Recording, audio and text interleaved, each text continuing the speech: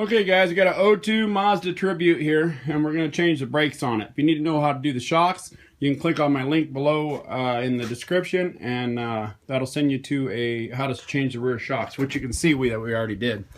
So the tire we've taken off. You already know how to do that, I'm sure. It's a 3/4 or 19 millimeter.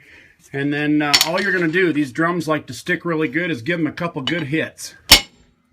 And you can see it just popped right loose. Now you can pull the drum right off. So let's get the drum off of here. It's going to take 2 hands for me. We'll take the drum off and show you how to do these brakes.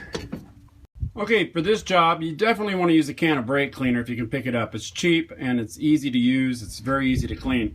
And you're just going to spray this area after you pull these brakes, and of course spray your drum down.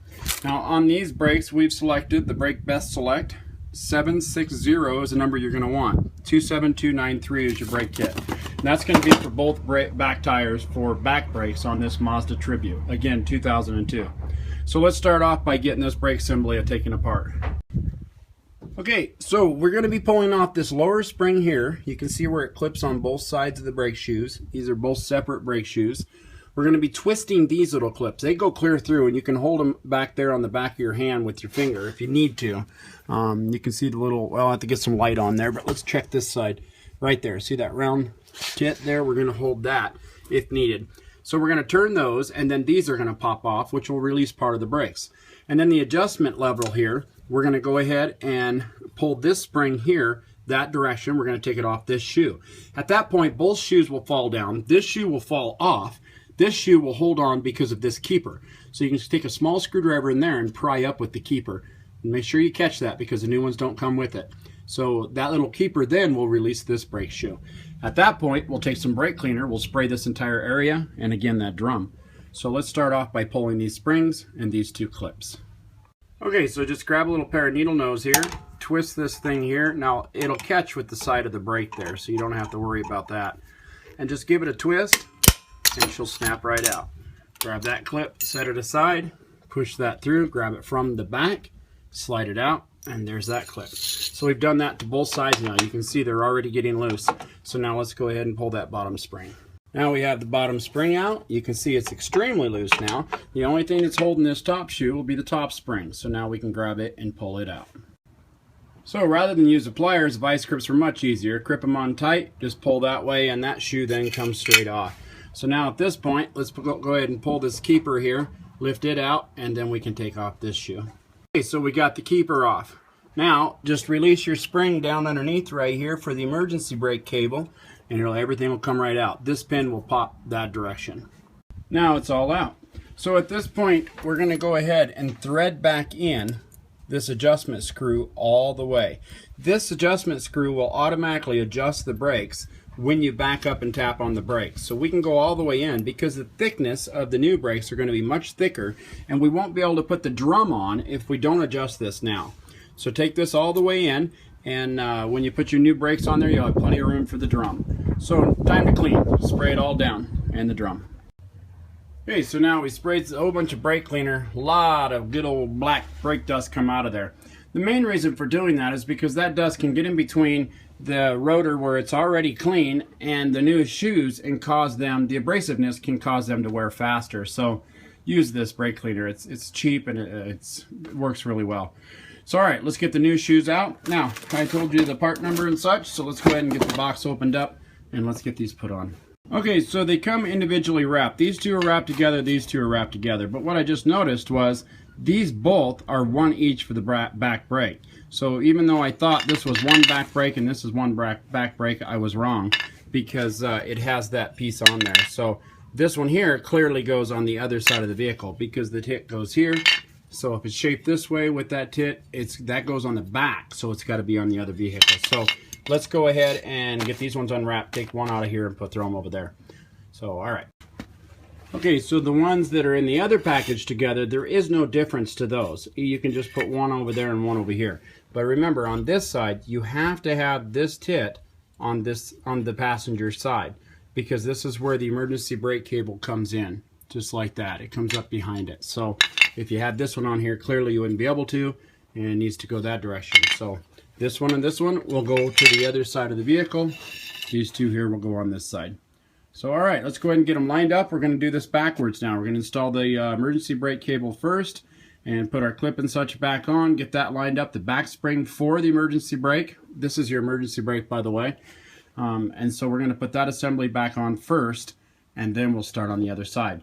Now, in order to line this up, it's much easier to go ahead and put these brackets on. I'll put the emergency brake cable, but you've seen the very first ones that I took off to loosen up.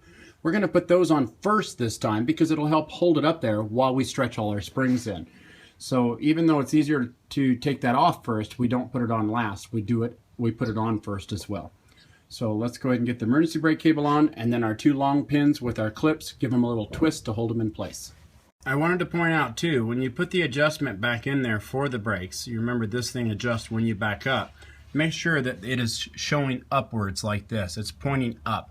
Not all vehicles do this. Some of them are just straight, but they never point down. So make sure that it's pointing up if it does have a bend to it. Okay, so I just wanted to show you the back of this shoe before I flipped it up.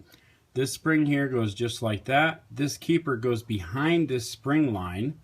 And the back side of your threaded adjuster, there's a tit on it that has to come up. So when this rocks forward and straight, you can see that those teeth will hit that little gear right there that my thumb's pushing on, that will cause it to click, click as it turns. So that has to be lined up like that. So, and again, those will point up. So now we can go ahead and flip it around and stick it on. So I hope you can see that setup there again with that spring and the way everything slides together. Okay, so there we go. We have the clip back in, we have the adjuster back in, and again it's down all the way to keep that distance away from the brake shoes, more clearance there. We have the spring put back in the top, we have both of those clips put back in there, and our lower spring is back in, and that lower spring faces inwards. I actually had to go back and look at the picture, so hopefully that will help you. I couldn't remember whether it was out here or in there. It's actually on the inside. So always a good idea too to take pictures while you're doing this. Now we can slide the drum back on, we put the brake back on, or the tire back on. And you don't have to adjust this brake at all yet, because once you get done with both of them, you're simply just going to drive backwards about 5 miles an hour and tap on the brakes. Every time you do, it will click this little keeper here, and this will turn, and that will adjust the brakes. That will then spread the shoes outward up against the drum, and it will preset itself. The older ones, you had to go back behind with what they called a spoon, and you had to adjust them if you remember those. But these ones you do not adjust, they're self-adjusters. So, all right, let's get the drum back on and the tire back on, and then I'll get to the other side. So let me get the drum on. Perfect, the drum slid right on just very easily. Now we can get the tire back on.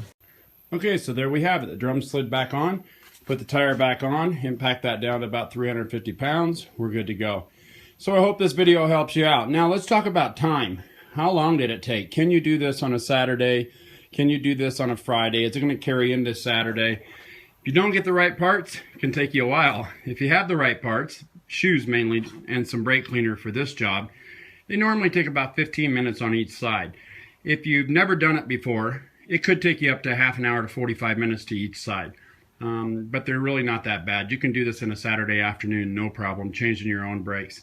And the brake shoes themselves, I think, were $35, $40. So if you can get it cheaper having someone else do it, have them do it. If not, save a few bucks. That's what it's all about.